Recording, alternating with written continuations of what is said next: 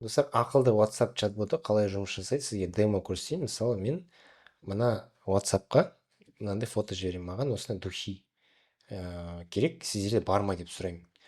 Чат-бот өзі мына фотоны оқиды, түсінеді бұл фотода не бар екенін, и соған қарай жауап береді. Онда әр бизнесқа біз осындай личный кабинет жасаймыз. То есть сіздер жасай аласыз. Ешқандай код жазбай осындай. Онда персона деген бар. Бұл жерде ақпарат айтасың чат-ботқа. Сен осындай ИП балауса дегеннің менеджерсің. Біз духи сатамыз, бізде осындай духи бар. Иә, болды. Басқа духи жоқ. А мен чат-ботқа басқаша мынандай Живанши деген духиді сұрап жатырмын. Осы духи бар ма деп сұраймын. Осы духи бар ма?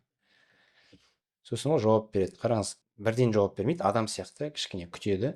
Сіз мысалы бірнеше сообщение жіберуі мүмкінсіз да, сол сообщениелердің барлығын жиналғанын күтеді, сосын барып жауап береді. Мінекей қараңыз.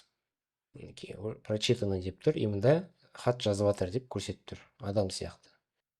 Сосын мінекей.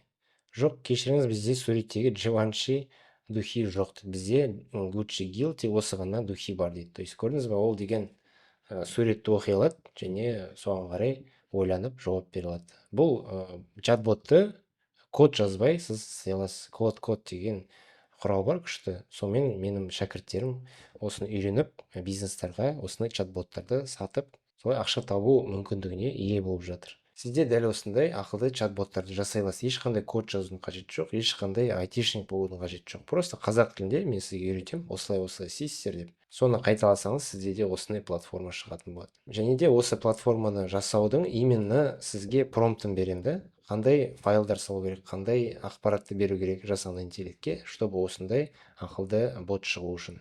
Сабақта барлығын сізге детальдарына дейін көрсетіп түсіндірдім. Осы Клод кодты нөлден бастап үйреніп шығасыз. Және де чат-бот қана емес, одан бөлек көптеген күшті нәрселерді, ақшаға сатуға болатын нәрселерді үйренесіз. Егер қызық болса, маған курс деп жазып жіберіңіз.